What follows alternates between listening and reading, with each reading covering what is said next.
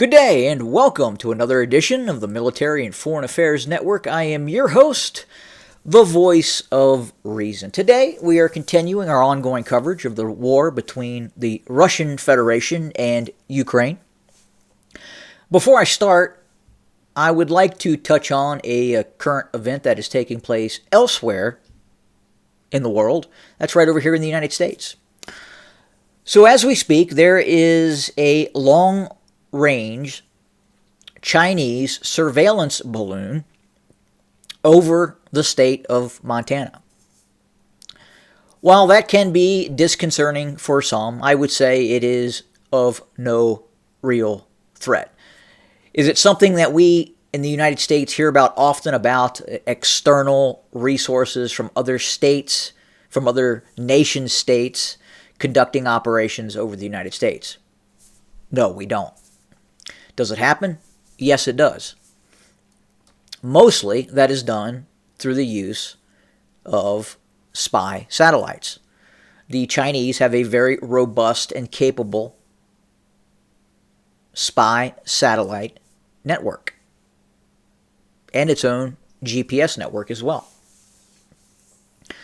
Now, what is the system that is currently over Montana? Well, it is a controlled, high-altitude surveillance balloon, fairly large system, large, like you would see a hot air balloon, and instead of a bucket or some sort of transport device where people would normally be, it looks very much like a satellite type of system. It has solar panels, surveillance cameras, other systems designed to look down and spy on other nation states. It flies at about 80 to 120,000 feet. Could the United States shoot it down? Absolutely. Not a problem. But right now, the Biden administration has chosen not to take such steps. Now again, is this a real threat to the United States? No, it's not. Again, more of a provocative action by the Chinese, in all probability making the United States aware that it has said capabilities. And then again, it is designed to cause the response that the media, or how the media is currently responding. It's making news here in the United States. It's showing a capability that the Chinese has. And that's what's happening. And yes, it is over an area where the United States has sensitive military sites, such as intercontinental ballistic missile sites. So we'll continue to monitor this. Again, I don't believe it's much to do about nothing, but we'll continue to watch what is happening and keep our ear to the ground. Now, the ongoing war between Russia and Ukraine continues.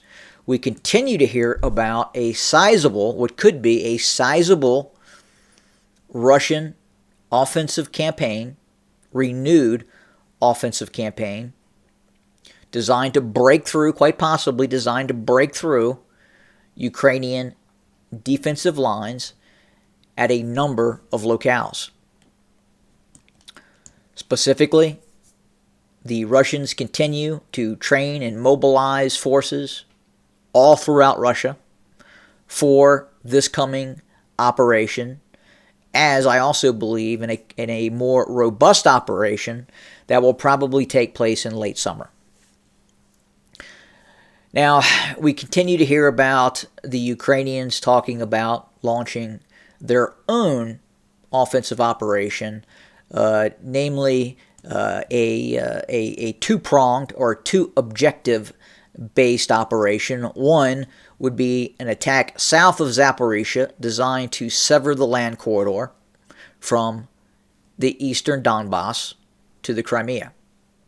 Then stage 2, allegedly, would be a Ukrainian operation to take back the Crimea. So is it possible that the Ukrainians could launch an operation to take back the Crimean Peninsula? While it's possible the Ukrainians could launch such an operation, it is incredibly unlikely that said operation would be successful. So as I talked in the previous video, the Ukrainians would first have to successfully launch a major operation south of Zaporizhzhia. This is locale here. Push south from Zaporizhzhia and seize control of the town of Melitopol, which would be incredibly heavily defended by Russian forces. Again, this is very open terrain, very flat terrain.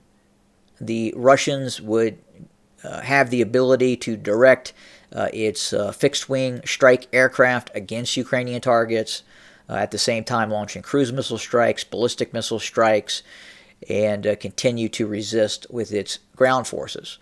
Now keep in mind, the Russians are continuing a major buildup in this area as well. So again, is it defensive or is it offensive for the Russians? It looks like both.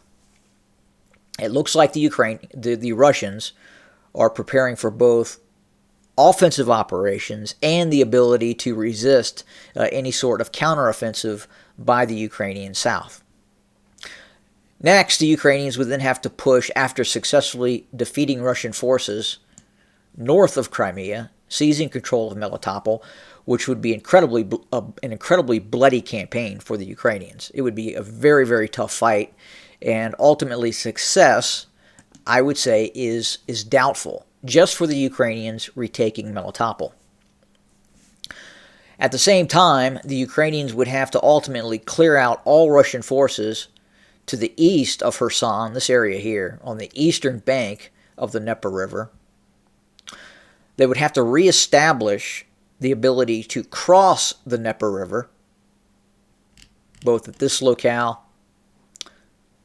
Nova Havkova, and again near Kherson itself, while Russian forces actively resist said Ukrainian operation. So again, the probability that that would be successful is incredibly remote. Now let's talk about the prospect of a successful Ukrainian operation in which the Ukrainians would attack Crimea. So there's two areas where the Ukrainians could advance into the Crimean Peninsula, and it's a very, very narrow isthmus. The first one is in this area here. And again, you essentially have one or two roads in which obviously the Russians would destroy these bridges. You would look at multiple river crossing efforts by the Ukrainians to continue to prosecute and conduct this operation in this area.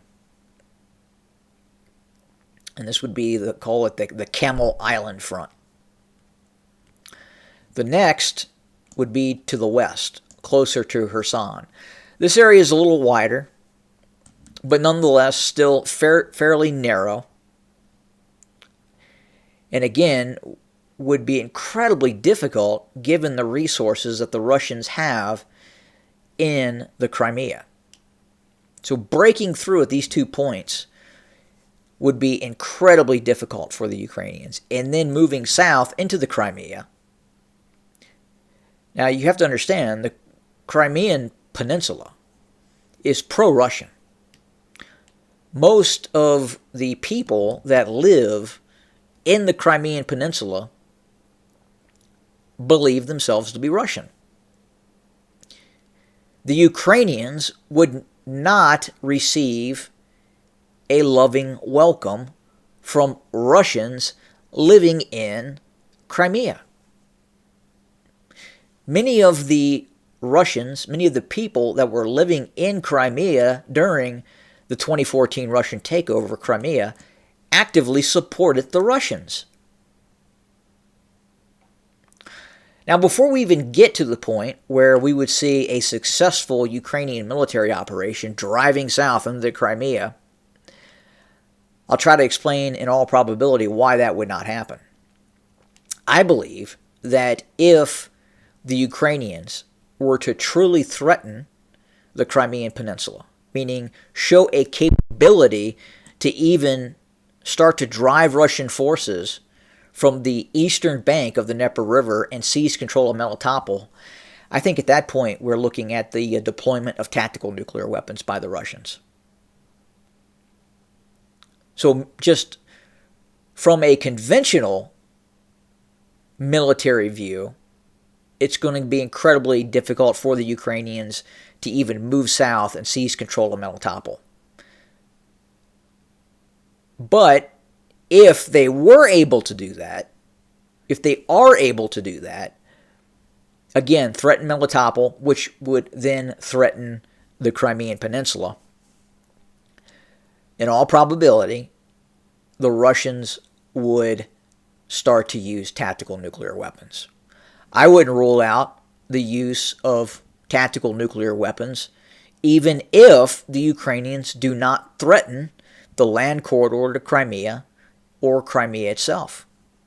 The possibility that the Russians could start to deploy tactical battlefield nuclear weapons against Ukrainian targets, I would say at this point, is moderate. There's probably a 50-50 chance the Russians are actively thinking about deploying tactical nuclear weapons. At the same time, as we watch this conflict continue, the Russian-Ukrainian war, I believe at this point, at least inside the Kremlin, they now believe that in all probability they're going to have to seek even greater military goals. What do I mean by that? Well, given the support that the Ukrainians are receiving from the West, and given the disposition of the Ukrainian leadership in terms of a desire to continue the war, even with the boastful comments about retaking the Crimean Peninsula, which are really ridiculous. Russia sees, in all probability now sees, the current Ukrainian state as a threat that needs to be removed. And I believe right now the Russians are transitioning to a long-term conflict in which we will continue to see the Russian military build itself up until it has the capability to do even greater military accomplishments. That main goal right now for the Russians, in terms of the current buildup that we're seeing, the posturing of Russian forces, appears to be the end goal of eventually taking all territory east of the Dnieper River. Now, that's not going to happen overnight, but again, both the military posturing of Russian forces and the rhetoric that is coming out of the Kremlin, much like the rhetoric that is coming out of Ukraine, talking about Crimea, the Russians, in all probability, see the current Ukrainian government as a government that they cannot live with. So again, I think we're going to start to see evolving military goals start to come out of the Kremlin.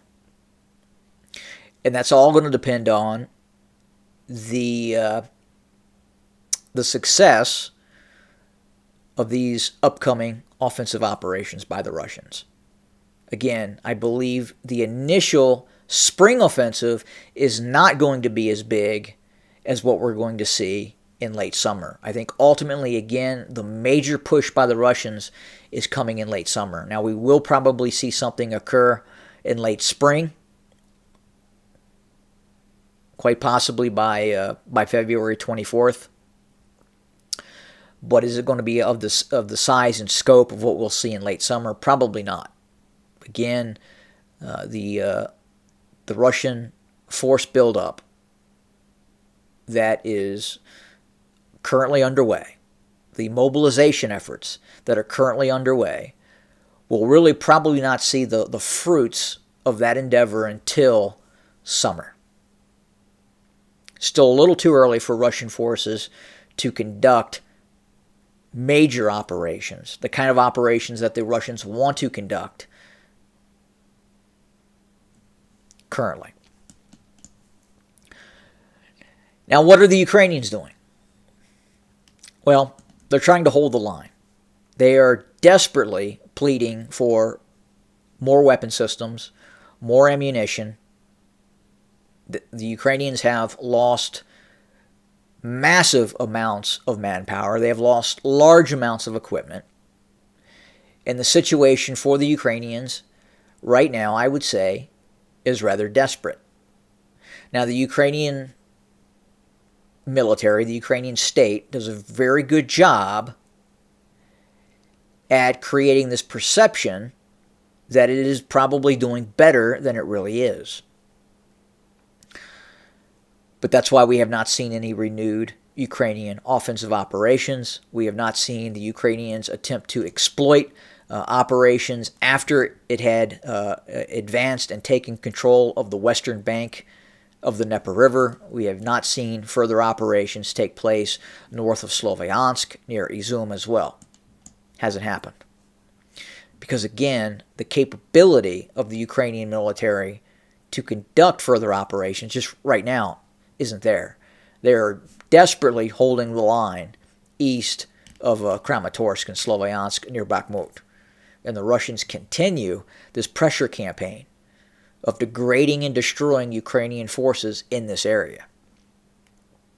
Have the Russians taken a lot of casualties? Yes, absolutely. But so have the Ukrainians. So we'll continue to watch. We'll continue to report. Thank you for joining us today. More to come. Have a good day.